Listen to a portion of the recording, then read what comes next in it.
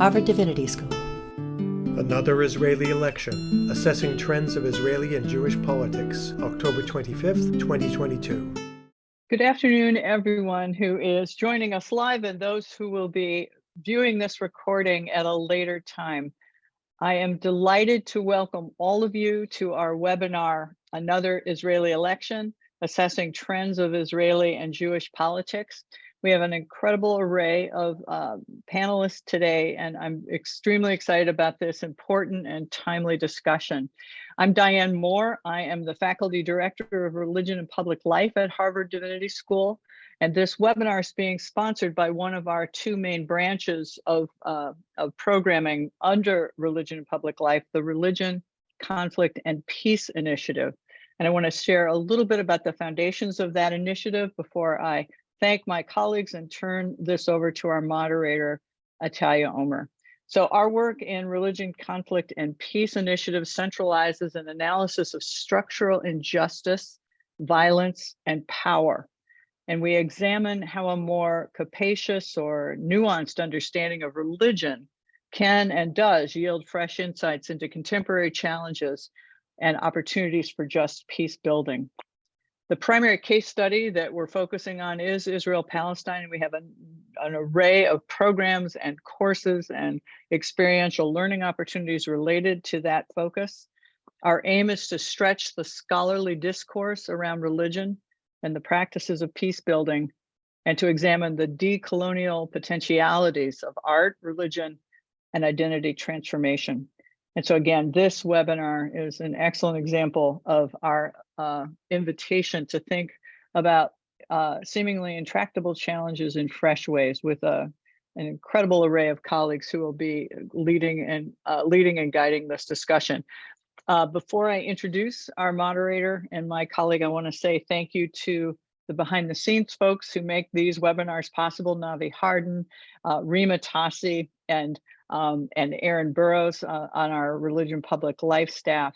And I also want to thank Hillary Rantisi, who is the director of the Religion, Conflict, and Peace Initiative, for her conceptualization, along with Atalia, of this important webinar. So Atalia Omer is not only a dear friend and colleague, and I think a brilliant scholar and public intellectual around many questions related to religion and peace building, but especially so related to her work on religion and peace, just peace building in Israel-Palestine. She is the Dermot T.J. Dunphy visiting professor of religion, violence, and peace building here at the Religion, Conflict, and Peace Initiative at Harvard Divinity School, and has been our colleague in this work for the last 5 years. And we couldn't do this work without her. She is also professor of religion, conflict, and peace studies at the Kroc Institute for International Peace Studies and Sociology. She's at Notre Dame. She's co-director of the Contending Modernities blog there. So Atalia, I'm going to turn this over to you and thank our wonderful colleagues, have you introduce them, and I look forward to this conversation. Thank you. Thank you so much, Professor Moore, for this amazingly generous introduction. So I have the great honor and privilege to introduce our panelists extremely briefly, because they simply need no introductions. And also, we are simply eager to launch right into the conversation. Our speakers today are Amira Haas, who is a celebrated veteran journalist for Haaretz newspaper, and an author of books capturing the meanings of Israeli sovereignty over Palestinians. Amira is especially renowned for covering Palestinian affairs in the West Bank and Gaza, where she resided for decades. Amira is also a former fellow with us at the Religion, Conflict, and Peace Initiative. Our next speaker is Professor Yaakov Yadgar, who is the Director of Middle East Studies at and also the Stanley Lewis Professor of Israel Studies at Oxford University in the UK.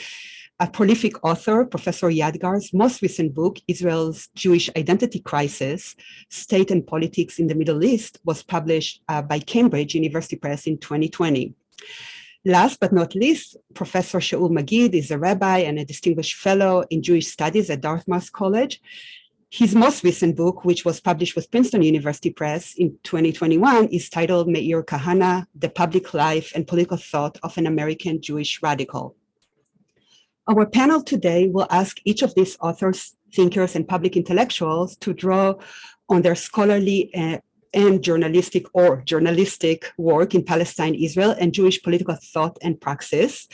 The intentionality here is not to offer another pre-election commentary in advance of yet another election, though obviously we will offer this commentary as well.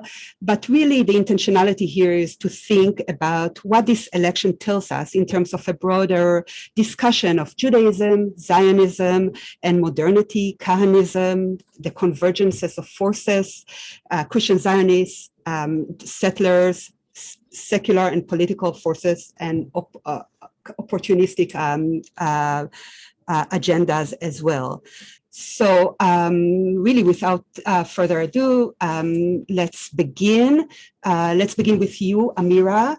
And because you are on the ground, can you speak to whether and how the election campaign is felt where you are located in the West Bank?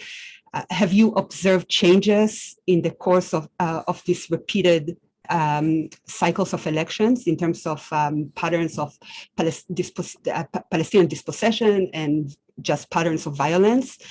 So anything you want to share with us from the ground? Thank you, Atalia, and this is for me good night, good evening. So good evening, good afternoon for everybody. Look, let me start with a short description. I live in El Bire, and I'm going to vote for a government that decides about the life and fate of all my neighbors here in this building, all the neighbors in the neighborhood, everybody, every Palestinian here in the West Bank, as in Gaza. This is the Israeli government decides. In fact, it decides about the life of almost 5 million people living in Gaza and the West Bank, including East Jerusalem. But they are not eligible to vote. I'm voting, my neighbor cannot vote. So, and this is the main feature of these elections, not only this year, not only this time, but for the past 58 years, 55 years almost. This is the main feature. Every Jew in this area, we have so-called neighbors in Bet El settlement. They, of course, are going to vote, and their settlement is built on the land of El Bire and some villages around.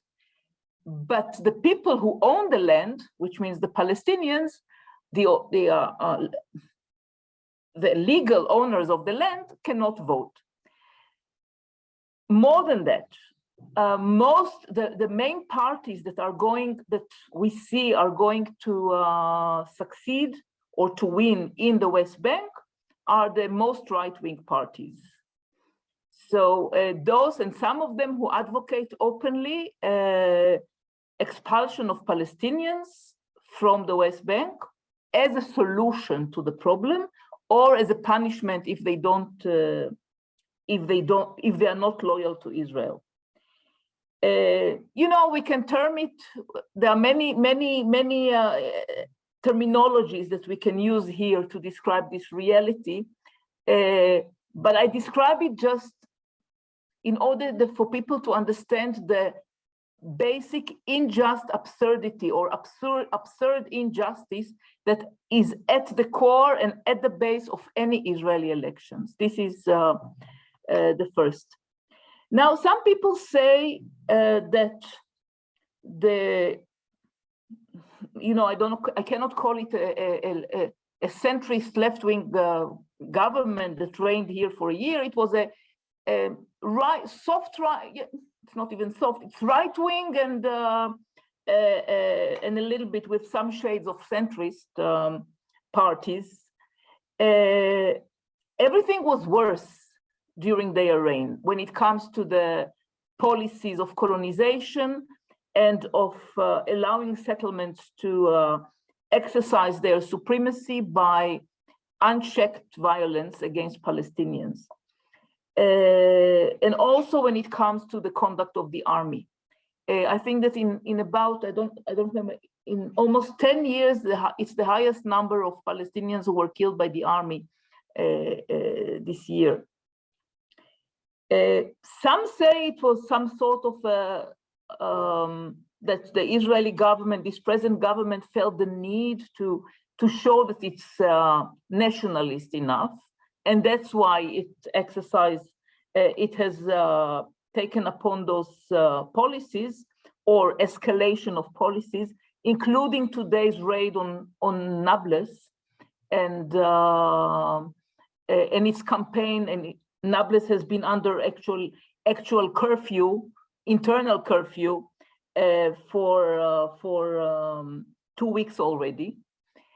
I'm not sure it is really a conscious electoral campaign which makes our Minister of Security or Minister of War and the Prime Minister to escalate their tactics. I think it is the escalation is inbuilt in the system. But there are Palestinians who feel that it's on their back, and at their account, Israeli centrist parties launched their electoral campaign, hoping to convince people to vote for them because of this. But you know, why should you vote for Lapid or Gantz if you have the original, which is Ben Gvir or Netanyahu? So this is the question. Thank you, Amira. Just a quick point of clarification. An anonymous questioner is asking why you can vote and your neighbor cannot vote. So maybe you want to kind of... Sure. I vote because I vote because I'm an Israeli citizen, and my official address is in Jerusalem. I guess if you compare, you would say that there are American journalists, the American journalists of New York Times, for example, if they live here, they cover the area, the Middle East. They would vote. By by envelopes or early voting or by absentee ballot. Or absentee ballot, yeah, absentee ballot. I do not need, because it's only a distance of 15 kilometers from here to Jerusalem, so I don't need this absentee ballot, and I can drive to Jerusalem and be there. My neighbors not only cannot vote, they cannot even go to Jerusalem. For them, Jerusalem is an abstract. It is a dream, an old memory from when they are children, maybe 30 or 25 years ago. So this is also part of this reality that I call the reality of enclaves or Bantustans or reservations of Palestinian settlement, no matter what you call it. But it's a policy that condenses Palestinians into pockets of territory while taking control and taking control and using and grabbing all the area around those pockets of territory.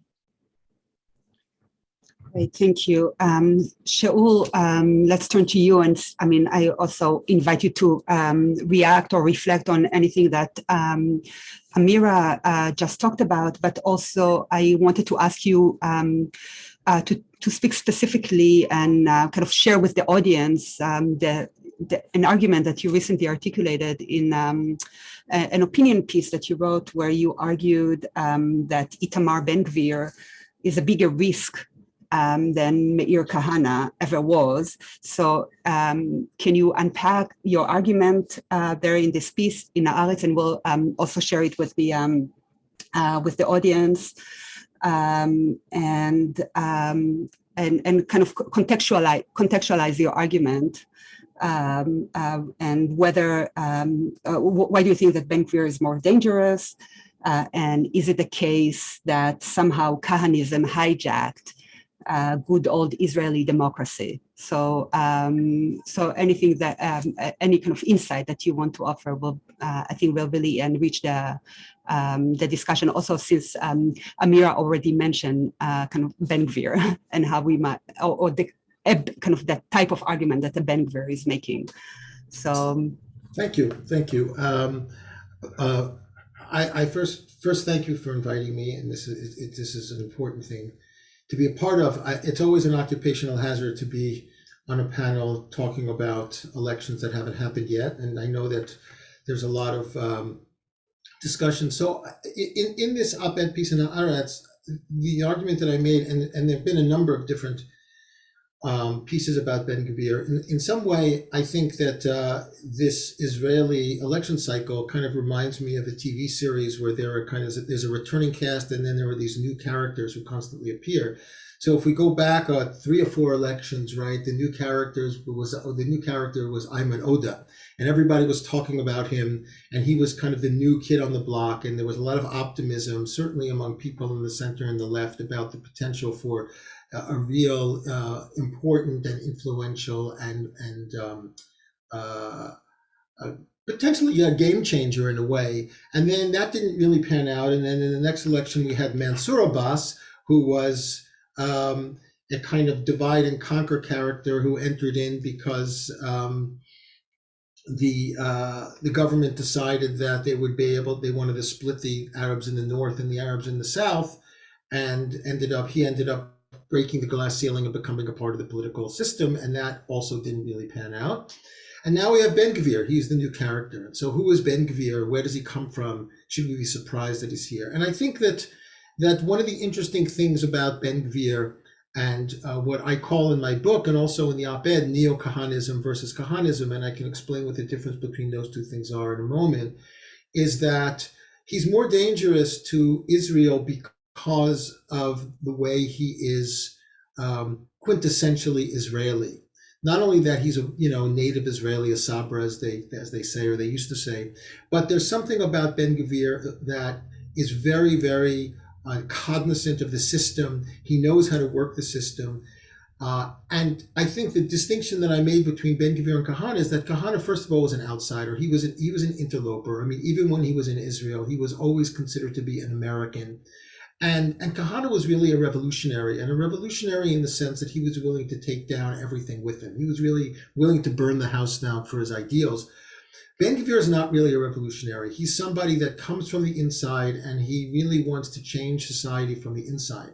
And the reason that he's more dangerous is because the Israeli electorate is already more sympathetic to those ideas. So that Ben Gvir doesn't have to be as radical as Kahana was, because the society is already more radical than it was. Remember, in 1986 and 1987, the Knesset, both on the right and the left, by the way, voted to implement the racism law that made Kahana's party illegal. And so when people ask, and people have asked me, well, why don't they use that same racism law to oust Ben Gvir and his religious Zionism party? And the answer is simple: because it wouldn't pass in the Knesset anymore. In other words, that the entire system has moved so far to the right that Ben Gvir is able to do the same work that Kahana did without being Meir Kahana. That is, without being the revolutionary, without being the real radical who's bucking the system. Ben Gvir isn't really bucking the system. Ben Gvir is a piece of the system. And you can see this just in the way that Netanyahu was willing to partner with Ben Gvir, and basically in an article in Times of Israel Today said that, he's not going to bow down to America if America opposes a government with Ben Gvir. So I think he poses a real threat because it, as I said in the op-ed, it's like the frog in the pot of water. It's slowly getting hotter and hotter until the point that the frog just is burnt to death. And in a certain way, I think Ben Gvir is a sign. Now, one of the things that I think is important to note is that in the latest polls in Haaretz that I just checked this morning, religious Zionism is slated to get about 12 or 13 seats. Now, if it I think we're standing between a disaster and a catastrophe. If Ben Gvir should get 13 seats, or his party should get 13 seats, and he becomes a minister in the government, that's somewhat catastrophic. If Ben Gvir gets 6 seats, it's still a disaster. And I think a lot of people will say, oh, well, you see, he didn't get 13 seats, he only got 6 seats, so maybe it's really, there's nothing really to look at here. But I think that the issue is whether he gets 13 seats or whether he gets 6 seats. I think that Ben-Gvir is a sign that the Israeli electorate has changed, that the political climate has changed. And whether that's permanent or not permanent, no one knows. But there is a new norm, as Tomer Persico wrote in his essay on Ben-Gvir and Haaretz, he's kahana for the whole family.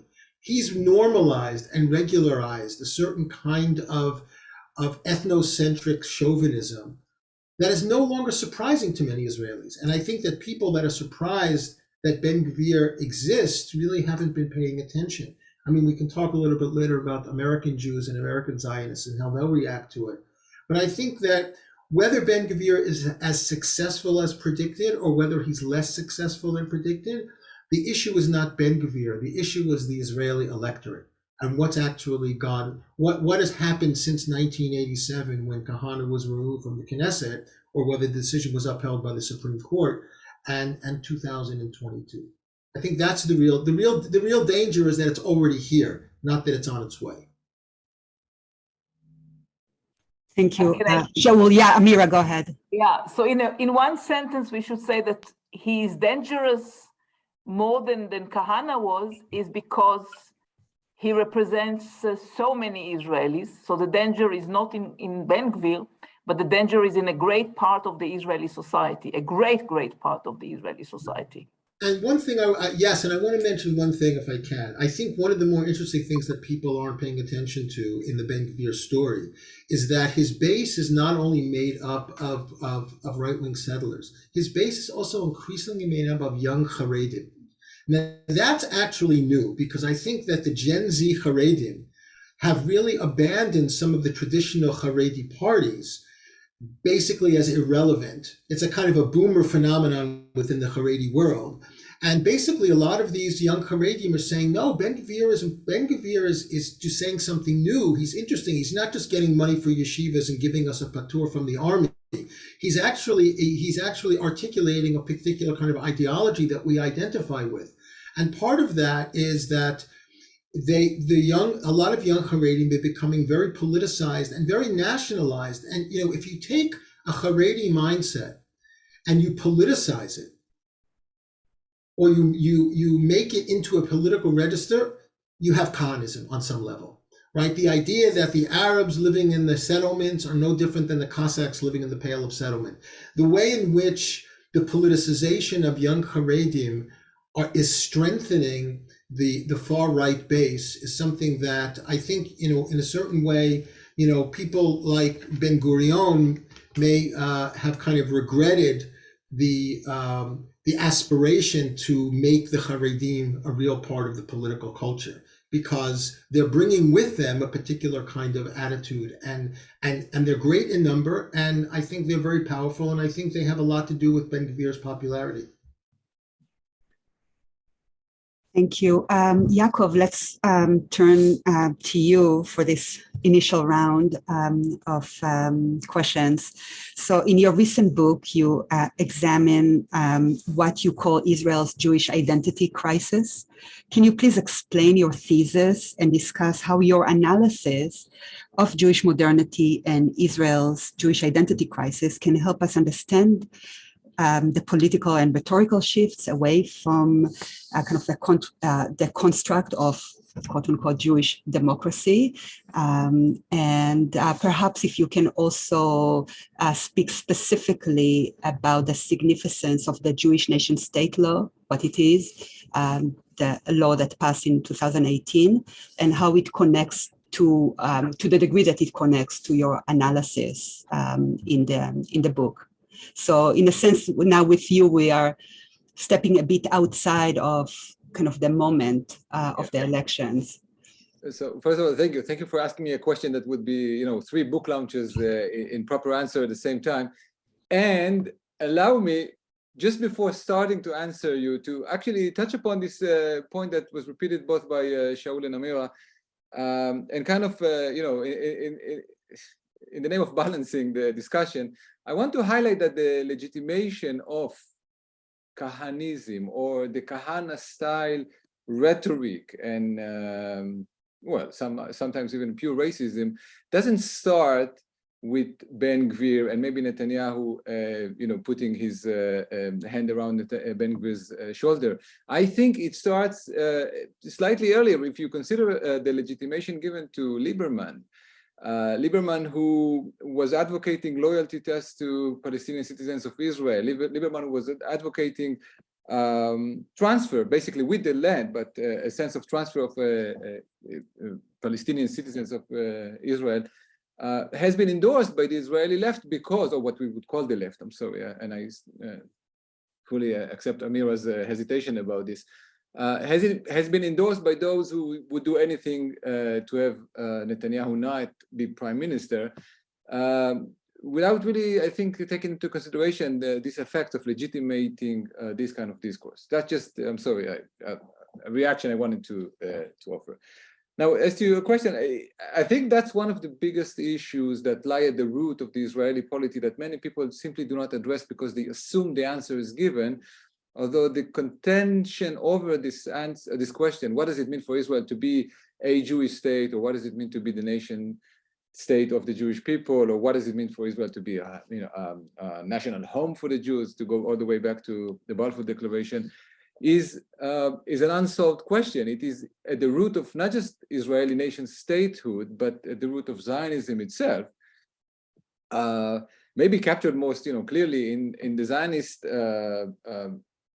claim to Jewish history, the Zionist claim to Judaism itself, while at the same time rebelling against this history, rebelling against this Judaism with, call it religion or otherwise, and claiming and arguing that Zionism is now the moment of politicizing and modernizing Jewish identity.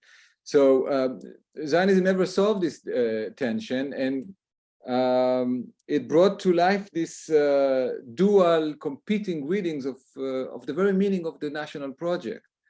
One meaning, and very crudely, obviously, this is just a caricature of a much more complicated ideological debate, but one dominant answer, let's title it with Herzl, with Theodor Herzl, would say that Israel is not anything beyond European nation state for the Jews. So following the European post-Enlightenment, post-emancipation notion of Jewish identity as an ethnic or even racial kind of identity, nationalizing it, and then endowing it with what is the collective right of these people, self-determination in a nation state of the Jews.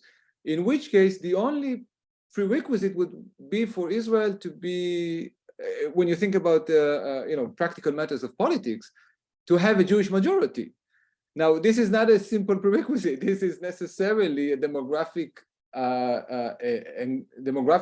stress-inducing exercise that renders one's supposed ethnic or even racial identity the basis of the polity. So, if to think about the question, the first question that was addressed to Amira, one way of answering this question is that because she's considered by the state a Jew, no matter what Amira's position regarding Jewish identity and Jewish history might be. The competing answer to this question, what would it mean for this project to be a national project a Jewish national project, is the one that Ahad Ha'am, Asher Ginsburg, was giving, which it has to be a project of corresponding with Jewish tradition in one way or another. In no way would it be traditionally Jewish, what they would call religious project, but it would have some sense of correspondence. And Ahad Ha'am was very happy to say, yeah, I'm a chauvinist, I'm a Jewish chauvinist. If you think that an outright preference of Jewish matters is something that this polity to be should adopt. In my understanding, this is this contention, this tension between these two readings characterizes the Israeli reality throughout. And in this regard, the nation-state law, which passed in 2018 after more than a decade of debate, more than 14 years after it was first initiated by this outright conservative thinking Zionist think tank, it was meant to anchor, this was the use, to reaffirm Israel's identity as the nation state of the Jewish people, in reaction to a sense of threat by those who promoted it to this law. If you ask me what is it actually about, how do we understand it? I think the best way to understand the nation-state law is to see it as another point in a long developing narrative of reassertion of nationalism. We can connect this 2018 law to the 2016 moment here in the UK with Brexit, and the 2016 moment here in the US with Trump, and a long list of reassertion of what we would call right-wing or neo-fascist. I mean, it continues now with Italy. Nationalism raises its head again, reasserting itself against all these predictions that it would be giving way to, I don't know, post-Cold War liberalism, kumbaya. And the nation-state law is trying to say that, to reassert nationalism while using Jewish as its subject.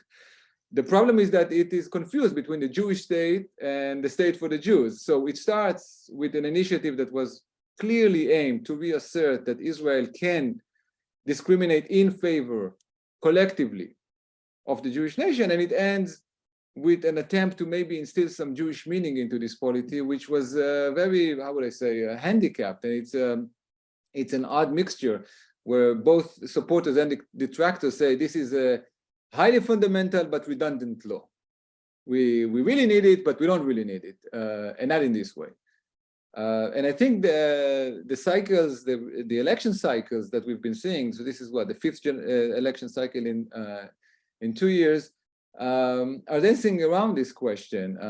One of the ways of understanding Ben Gvir is that he is, or religious Zionism, they are reasserting these nationalist premises without shame, I would say. What Israelis call political correctness for some reason. And as Amira said, it's very difficult for other parties who are nationalists but trying to paint nationalism more, how would I say, palatably, have to argue with someone who just says it outright. Thank you. Maybe at this point, that's an opportunity for the panelists to respond to one another, to whatever thread. I mean, there are quite a few threads on the table. So yeah, Shaul, go ahead. Yeah, I think, thank you, Yaakov. I think you're right. I think it's a hard pill to swallow. I don't think that there's a tremendous difference between Ben Gvir and Netanyahu on some level. And again, going back to Lieberman, of course, it goes back much further. It goes back to the revisionists. It goes back to Jabotinsky. It goes back to everything I've read through. And it even goes to things that Ben Gurion himself said. So I think it's deeply embedded in the Zionist project, a kind of nationalism, a kind of chauvinistic nationalism.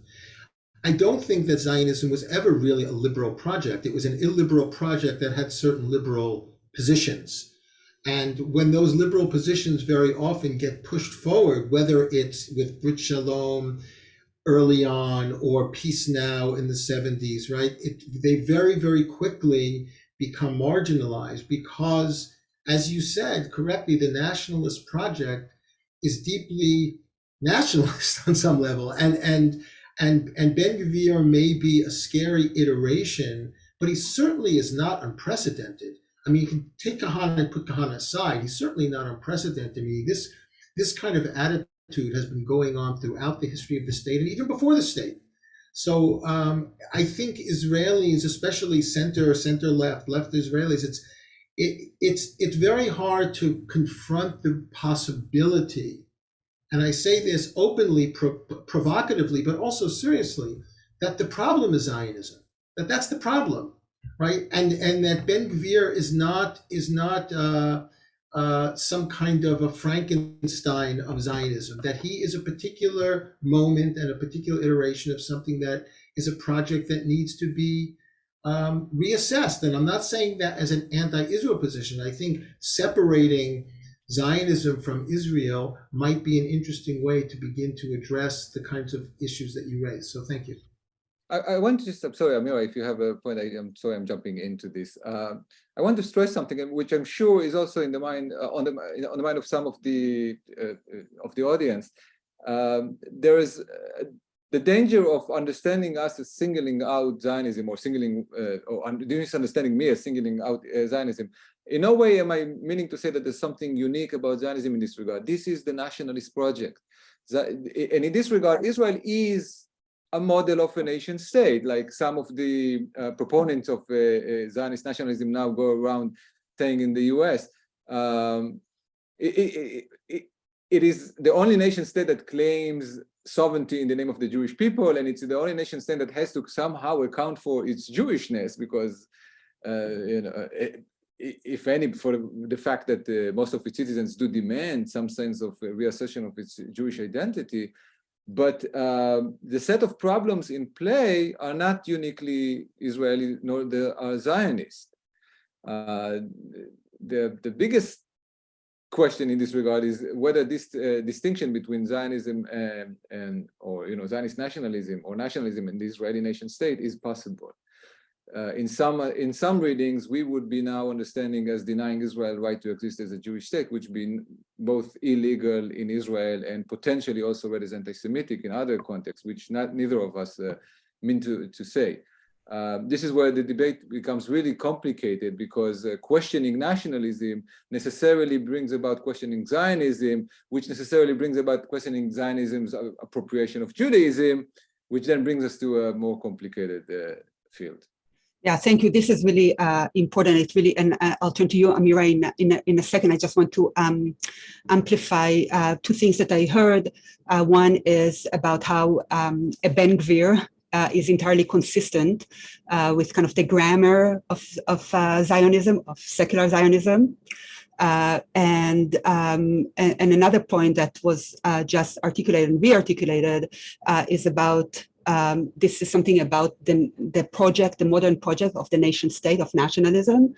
And I just want to put on the table, and Amira is a perfect interlocutor for this, because you have this analysis that while we have an analysis of nationalism foregrounded, there is also kind of a deeper analysis of settler colonialism that is also operative. So perhaps this is something, Amira, I mean, you feel free to respond to whatever you want to, but maybe you can bring in the kind of the settler colonial lens. And also, if you can thread into your reflection, one comment or question, I guess comment, I don't know how to call it, from the audience, basically asserting that this was supposed to be a panel on the Israeli elections. Why are we talking about the occupation? So maybe we can start there and go from there. Yeah, of course, you stole from me my remark to Yaakov, that it's not just a national project like any other national project, but it's a settler colonial entity and a settler colonial process that we have been experiencing for the past 100 years.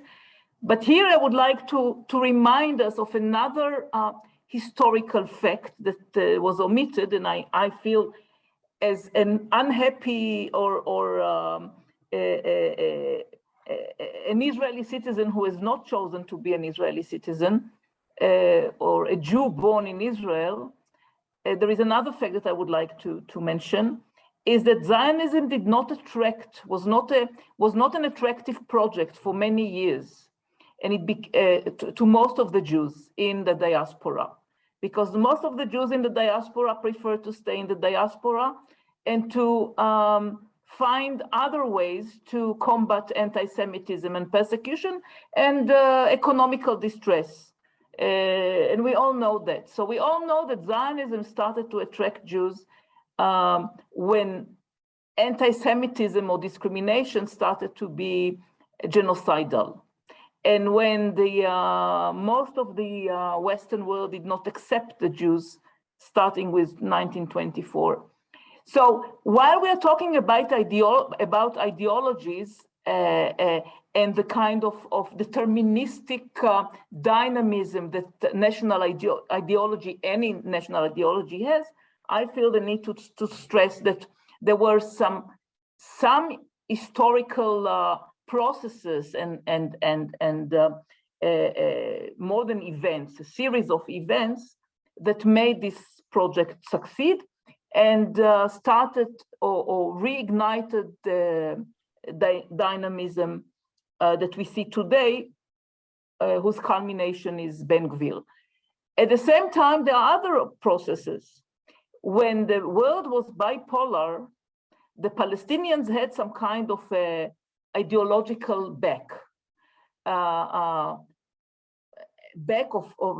based on values of liberation. Absurdly enough, it was the Soviet Union, the existence of the Soviet bloc. So at that time, the fight for liberation and independence was not termed as terrorism, as it is today so easily by most of the world. And this is also, and when it was a bipolar world, the internal or the inbuilt dynamism, Kahanist dynamism, it was possible to check it. Even in Israel, Likud did not, the party of Begin would not, or Shamir, they did not agree to talk with Kahana.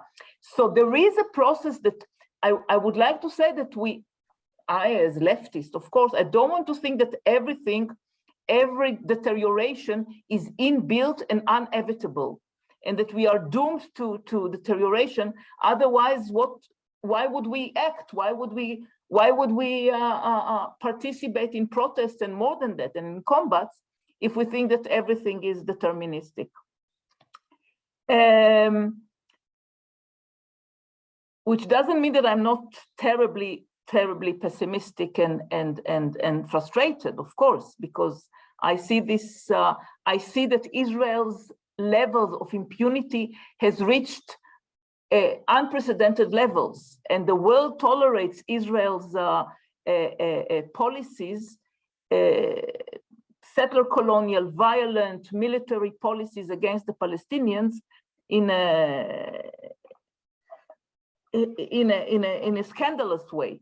This is also, I mean, 25 years ago, 30 years ago, still there was some hope that European states would stand up against Israeli expansionist policies, and they haven't.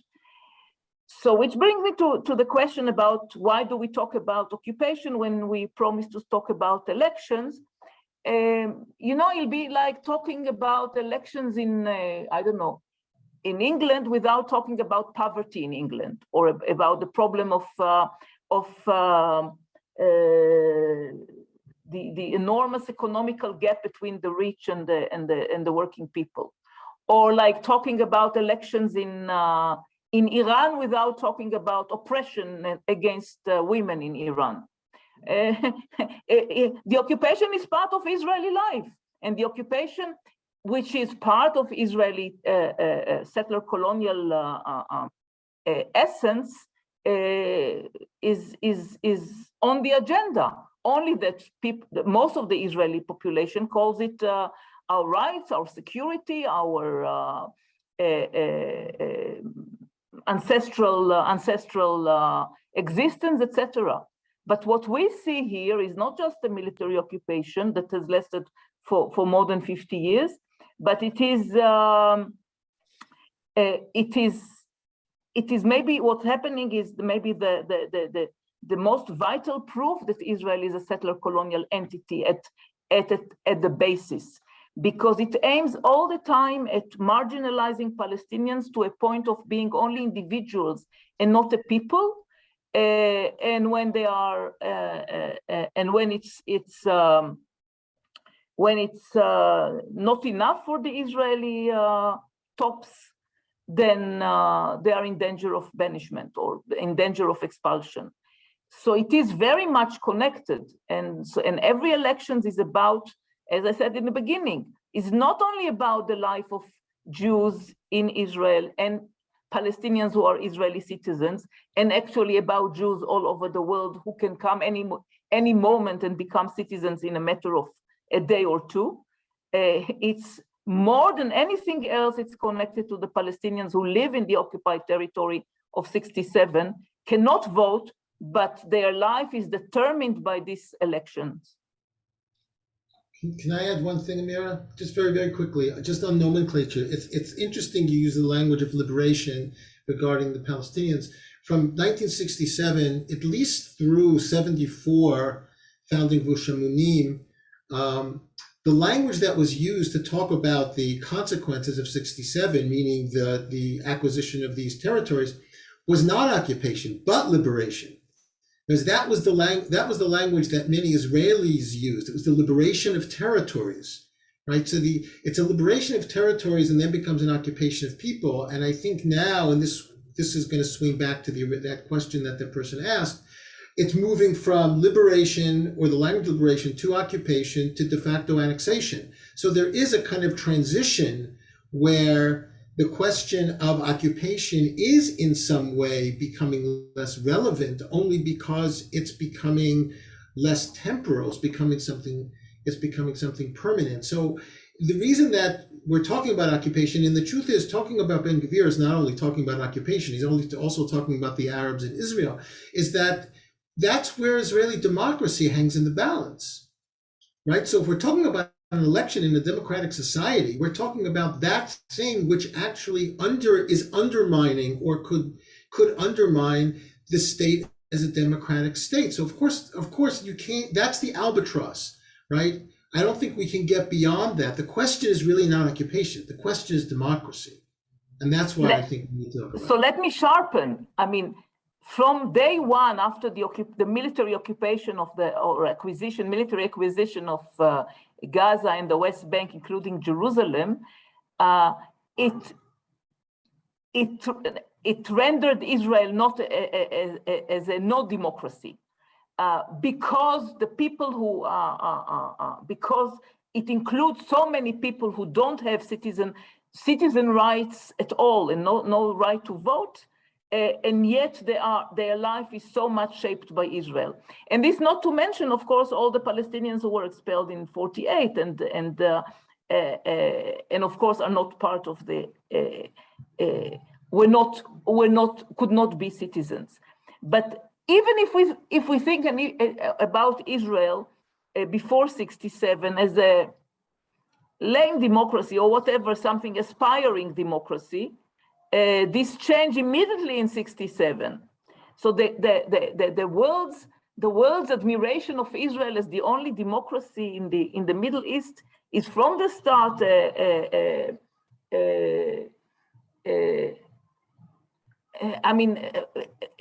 From the start, the world is blinded and has been blinded because this is not true. Because we always had a population, it's a growing Palestinian population that is not allowed to vote.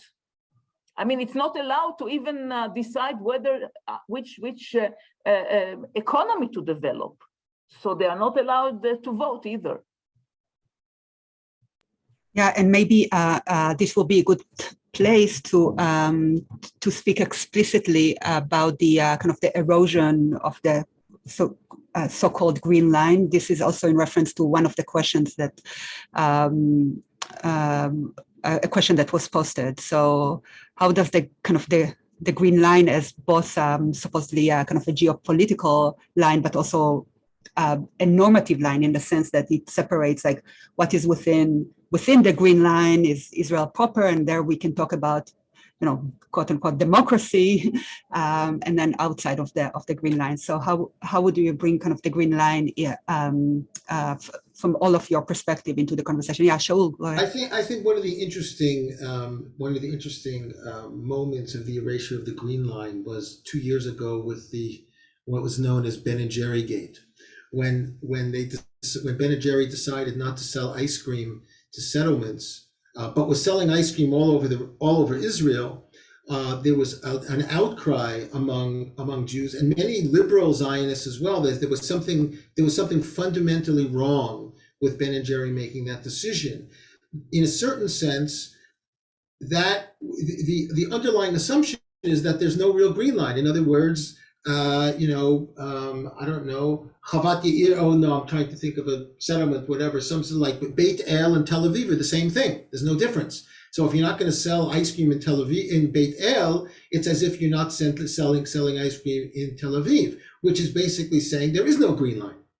right? So in a sense, that the opposition to Ben and Jerry's decision, even though you may not agree with it, is basically assuming that Beit El and Tel Aviv are the same thing. And if you say that Beit El and Tel Aviv are the same thing, there's no green line. And I think that that's been true for a long time, except the Ben and Jerry's, episode just brought that to the surface. And in a certain sense, a lot of, liberal Zionists who would say, yes, I'm against the occupation, meaning there is a green line, would then oppose to the Ben and Jerry's decision, which was assuming there actually wasn't a green line. Yeah, and that also coincided with various human rights organizations like B'Tselem, the Israeli B'Tselem, and Human Rights Watch, using the category of apartheid to describe the entire geopolitical space. Of course, it manifests in different ways, depending on where you are in 48 or 67. But this category has become kind of deployed to explain the situation. Of course, with an understanding that Palestinians have named it, used that language a long time ago to describe their realities. Yeah, so Amira, do you want to jump in, or Yaakov? Yeah, I want to. Look, the green line exists and doesn't exist at the same time in many forms. So I wouldn't be too theoretical about this, where it exists really sharply so is when it comes to citizens' rights, citizenship. Because the Palestinians who were born in 48 Palestine, which means in what's called Israeli proper, and are born now, are Israeli citizens. And even if some of them live in the West Bank, they remain Israeli citizens.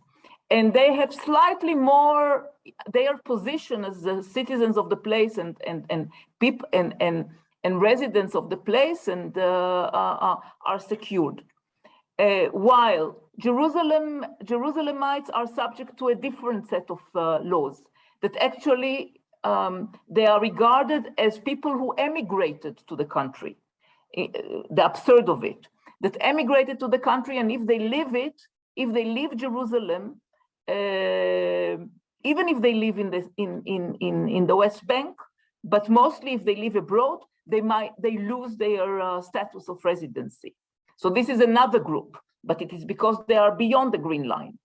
And then there are Palestinians who are in the West Bank and Gaza, whose situation was similar to that of Jerusalemites, but changed after Oslo, because after Oslo, Israel no more can revoke their status of residency, as it did to tens of thousands, if not more, since 67 till 94. So in that sense, when it comes to citizenship, the green line exists, and it really does. When it comes to territory, it has never existed actually for the Jews, because the Jews could come freely to the West Bank and settle in the West Bank and get land and move freely from one place to another, while Palestinians could not go and buy and build settlements or rebuild their villages in 48. So there are many ways that it's being played. It's not only and from the start, and from 67 or 1970, the green line did not exist for the Jews, but existed for the Palestinians. So let's not make it only theoretical. Thank you so much. Yeah, Yaakov, go ahead. I want to follow on Shaul's point. Maybe, Amira, forgive me for going more theoretical than the practicalities of this. Maybe make a meta comment and then a less meta comment, more election-related comment. The meta comment, they are both emanating from Shaul's point about this Ben and Jerry gate and the whole atmosphere around it. I think there's no way of understanding Israeli politics without accounting for the sense of potential undermining of the legitimacy of the state.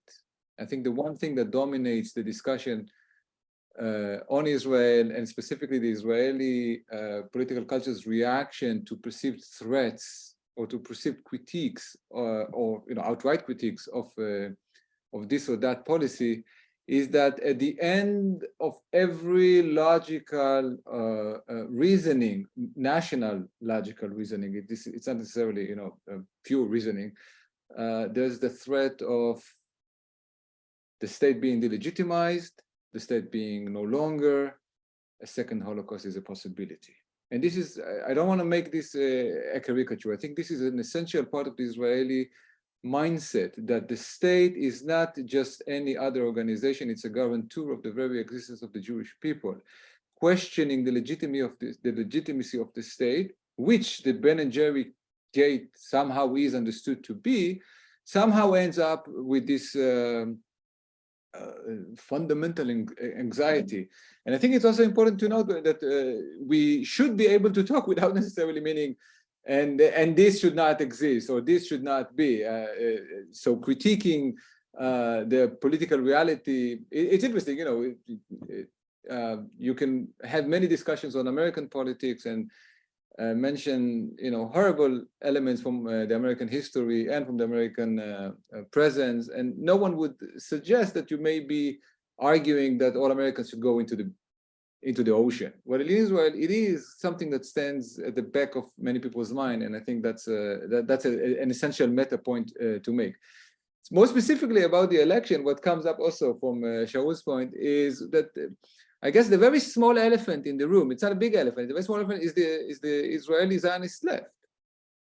And the very notion of liberal Zionism. So numerically, it is a diminished group. And I wouldn't suggest that we fall into the rhetoric of Netanyahu, of blaming anyone who's not a Netanyahu supporter as a leftist. So if we do abide by some sense of leftist politics as having to do with the Palestinians, there's very, very little by way of representation for this in the electoral map right now. And more so on an ideological, ideational level, it's very clear that this shift to the right, as Shaul has described it earlier, is also looked at from the other side, is the diminishing of the liberal Zionist option. And I think it can be seen as pushing the liberal national, again, I don't want to talk only about Israel. I don't think this is a necessarily solely Israeli problem. The whole idea of liberal nationalism is really being pushed to its logical limits.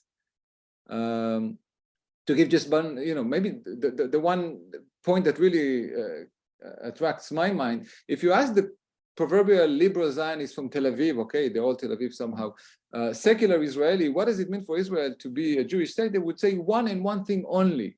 It's only a state of the Jews. It's only a state that has a Jewish majority. And they celebrate this as a liberal idea, because this means that Judaism should not have any presence in the public sphere, that civil rights can be happily granted to the minorities and so forth.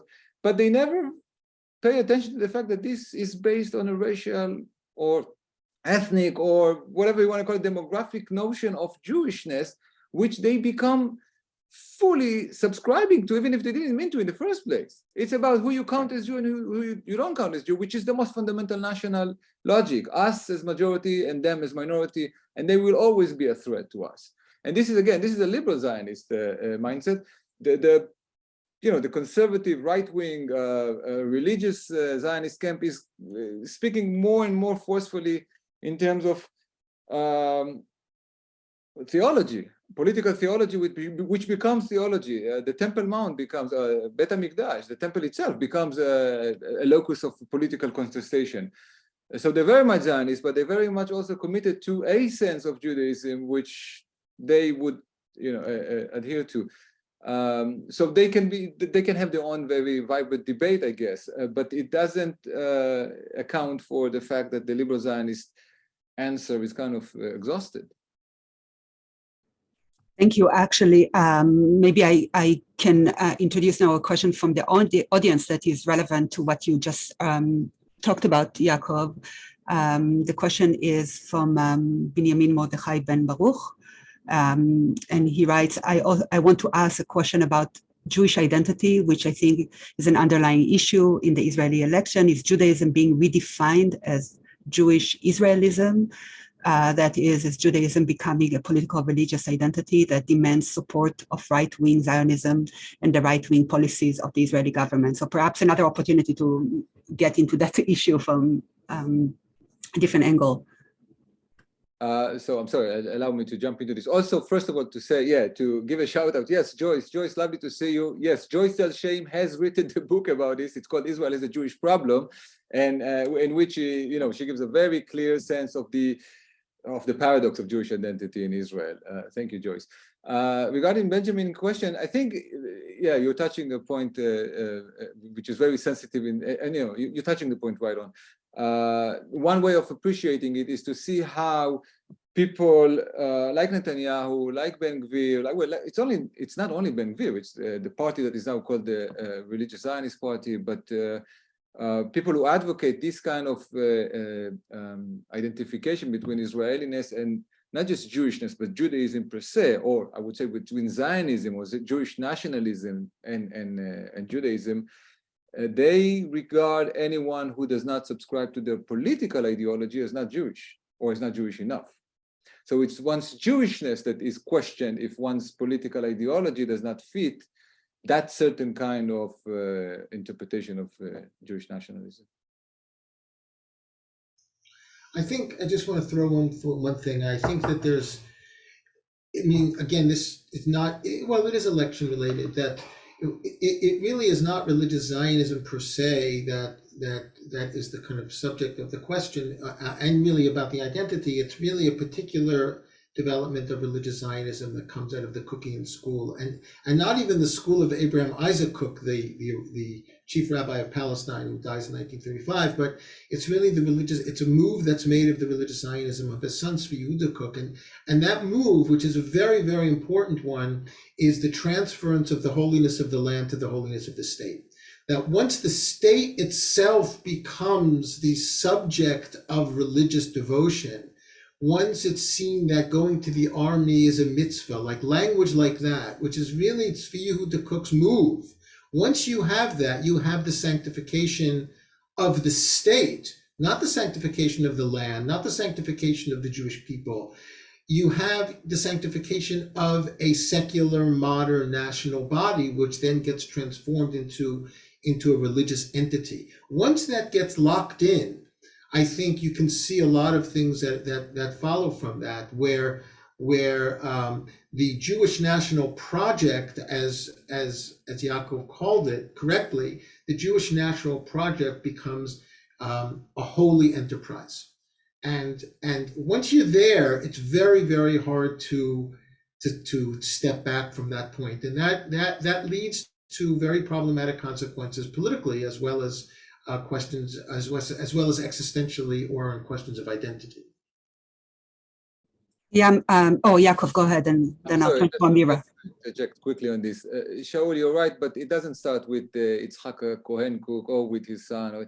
It starts with nationalism, political theology per se. The sacredness, the sanctity of the state is not a matter of religious nationalism. It's a matter of nationalism. And if you want the best expression of the sacredness of the state, you shouldn't look for religious Zionists. You should look for Ben Gurion. What we call statism or mamlachtiyut is the sanctification of the state as the guarantor of existence. Obviously, it takes a different view when it's not when it corresponds with the Bible differently. It corresponds with the Bible, not with the Siddur, I would say. This is what Ben Gurion is doing. But I just want to stress that this political theological reality is much wider than religious Zionism. Religious Zionism, in effect, is more interesting because they start off with this distinction, with the separation. So the Mizrahi rabbis at the beginning, they say, no, we're Zionists on one hand, we're Orthodox on the other. This is, Zionism is a project of saving Jews, and our religion is something somewhat separate. And this is what religious Zionism in Israel ultimately becomes. It becomes, fully fledged national movement, which still sees itself as religious. images. Yeah, thank you so much for bringing kind of that analysis of political theology to the foreground. Perhaps we can turn to Amira now, and if you can, react to whatever is on the table, but also maybe speak concretely on the patterns of collusion on the ground between the Israeli occupation forces and the settlers, the religious settlers. As a laywoman or in a very Jewish, do you hear me? Oops.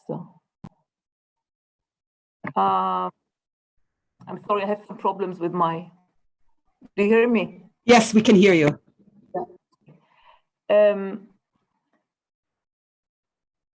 As somewhat as an observer, I've seen the spread of the form of very chauvinistic Judaism and the deliberate choice of the most chauvinistic aspects in Jewish traditions.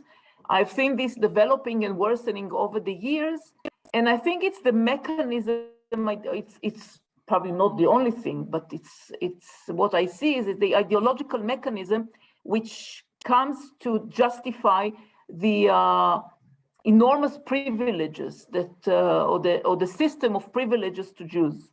I think this is basically in most of the places. That's how racism is developing in order to justify also sexism, in order to justify and to maintain and to eternalize the regime privileges of in a form of chauvinist and racist Judaism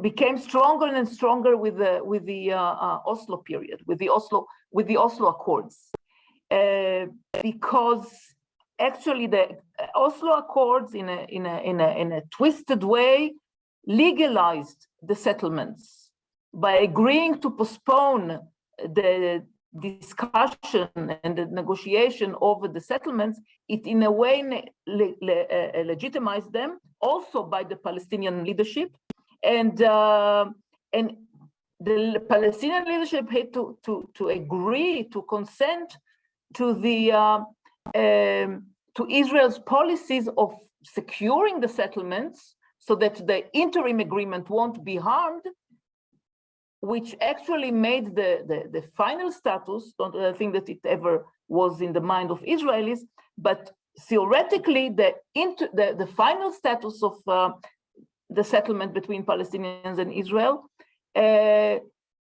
became redundant, not needed. Because if everything is fine in the interim period, why do we need a final status? So at that time, with Oslo, the possibilities of Israelis to settle in the West Bank became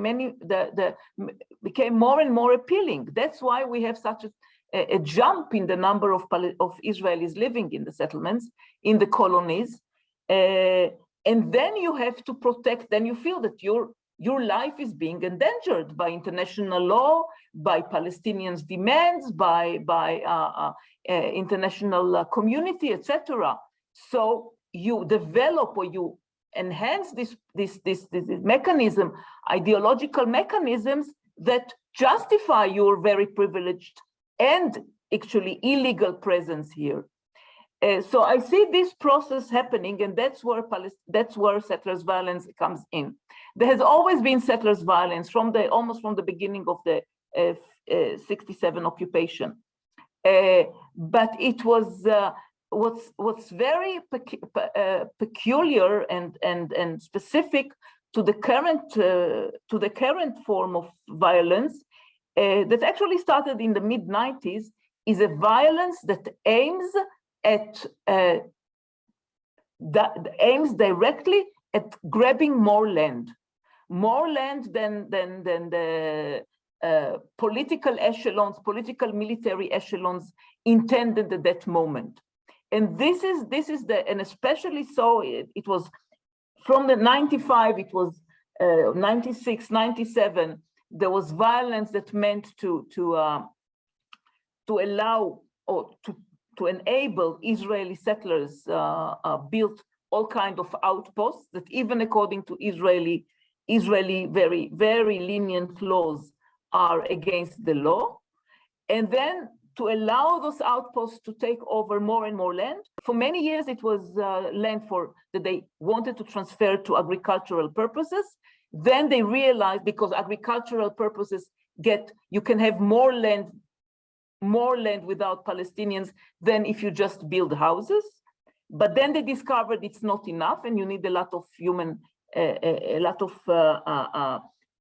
power in order to work in those agricultural lands. And then it came mostly in the last 10 years, the phenomenon of shepherds outposts that one family and 5 or 10 high school dropouts who have a lot of frustrated hormones in them go and take control over and grab tens of thousands of dunams each.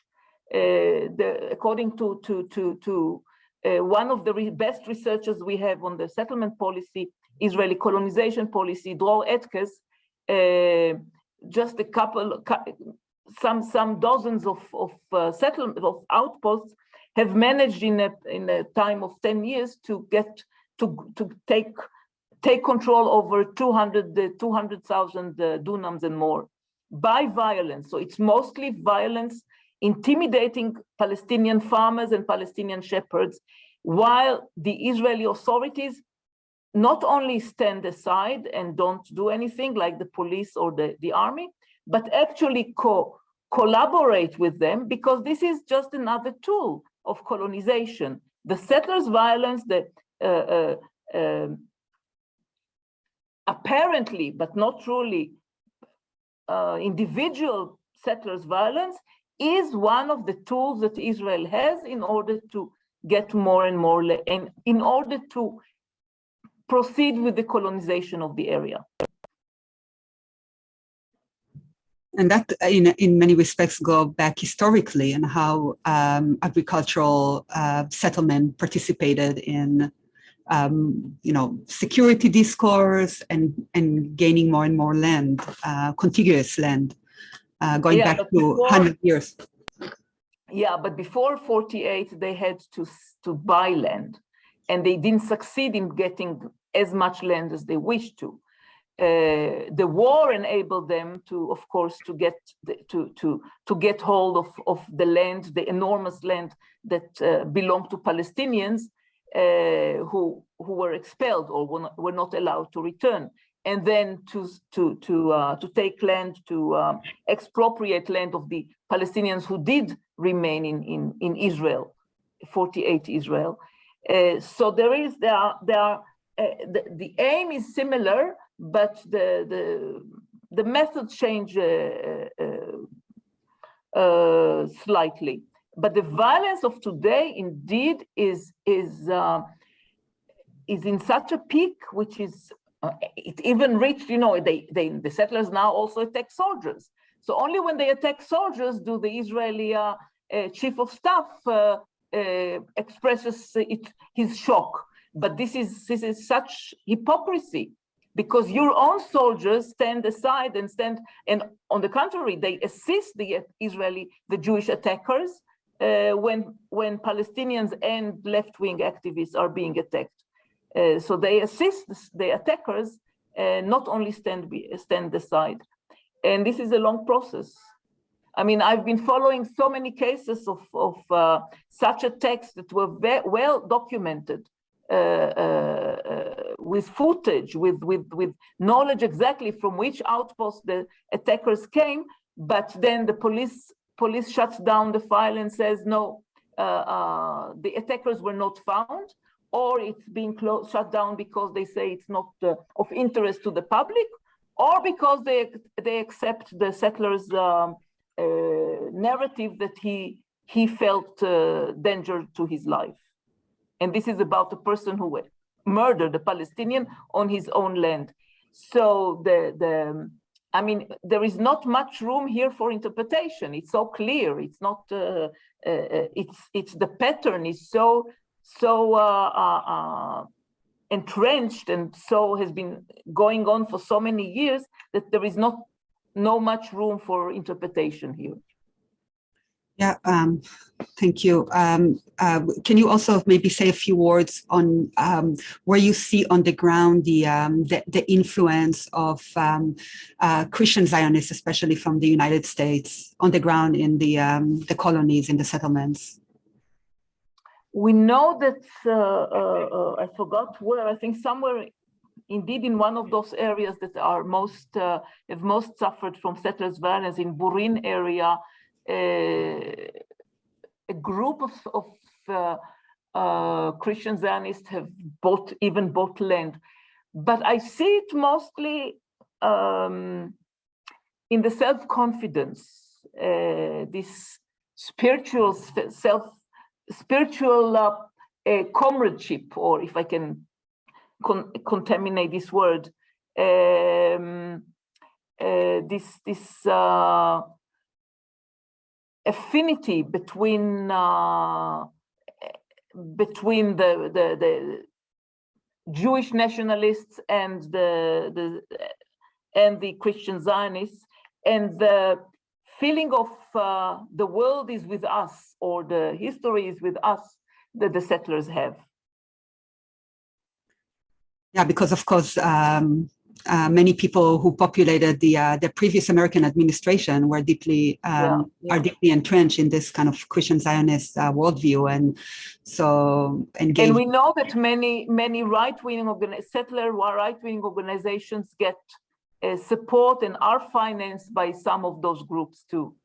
I just we saw wanted it to... also during the Corona crisis, when people were not allowed to enter. I mean, foreigners were not allowed to enter the country, but there was one group of Christian Zionists which was exempted and could enter the country. So it's just a side testimony to how dear they are for the Israeli system, the Israeli regime. Yeah. I just wanted to make sure that we at least alluded to how they relate to the realities on the ground in really important ways that really contribute to the realities. So, Yaakov, go ahead. I know. I just wanted to ask Shaul to approach this issue of American influence on Israeli politics, because there's an interesting, what happens to the Jewish American influence when this Christian... I was going to ask this question. Yeah, good. Well, okay. This is a fascinating question for a number of reasons. First of all, we all remember, I don't know whether it was Danny Danon or it was somebody else that said on a hot mic that Israel should just give up on American Jews and just court Christian Zionists because American Jews are liberal and they're against Israel anyway.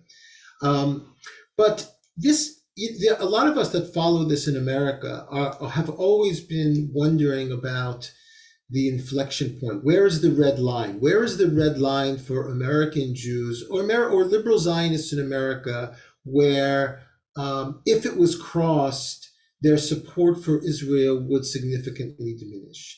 And I remember in 2018 with the nation state law, there was all this talk, oh, well, maybe this is the red line where American liberal Zionists would no longer be able to support Israel. But they were able to overcome that by saying, well, there's nothing really new here and it doesn't really have any consequences.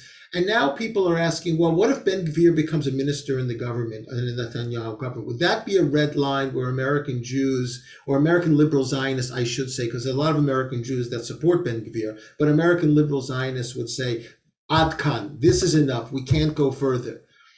I tend to think that there is no red line.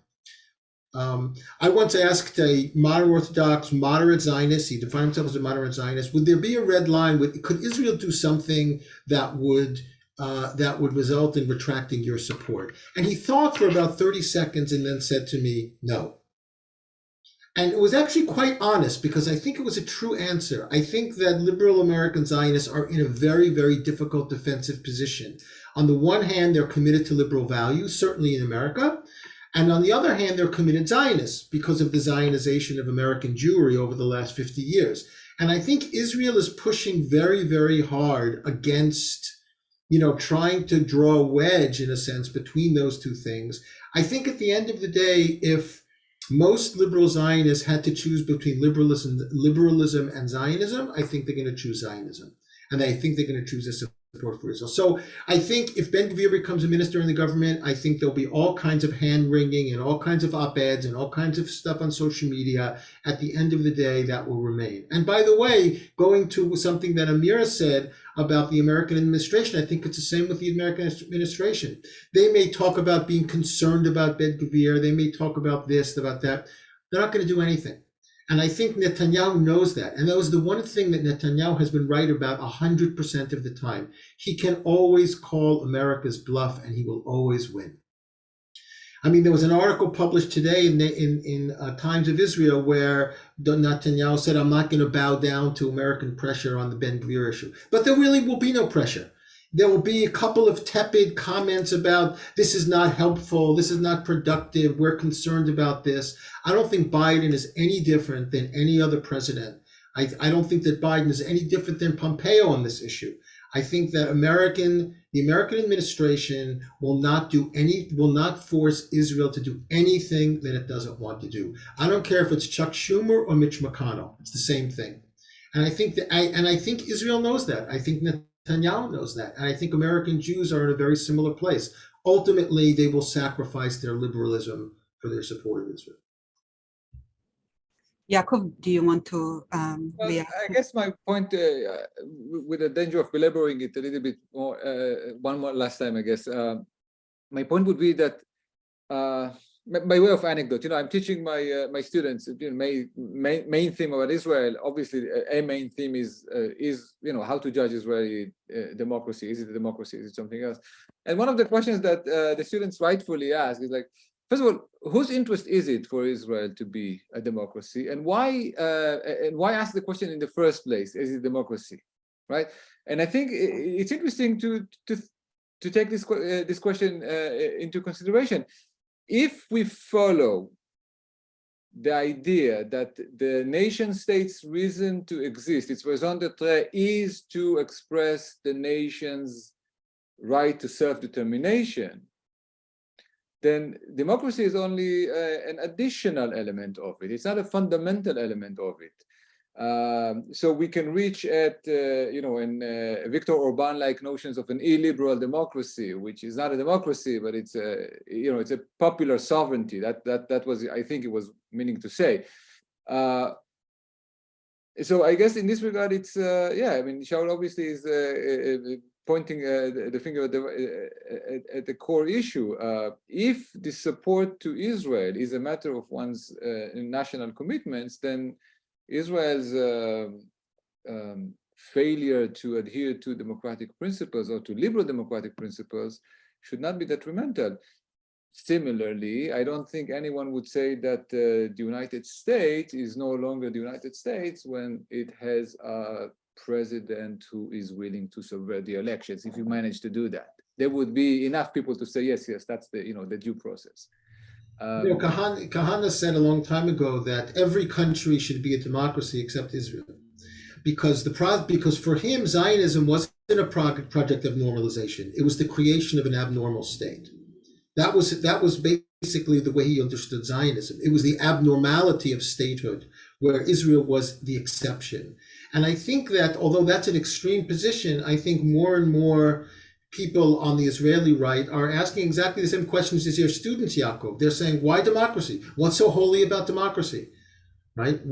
Democracy is fine as long as we're able to maintain control of the narrative and have control of the resources. But if somehow we wouldn't have control of the narrative and the resources, they'd be willing to abandon democracy because, as you say, right, or as your students say, that the national project is about the self-determination of the Jews. And it simply doesn't really matter. So I think we're moving in that direction in the Israeli. I think American Jews have a much harder time absorbing that, because for many American Jews, democracy is the raison d'etre of a nation state. But that's their experience, right?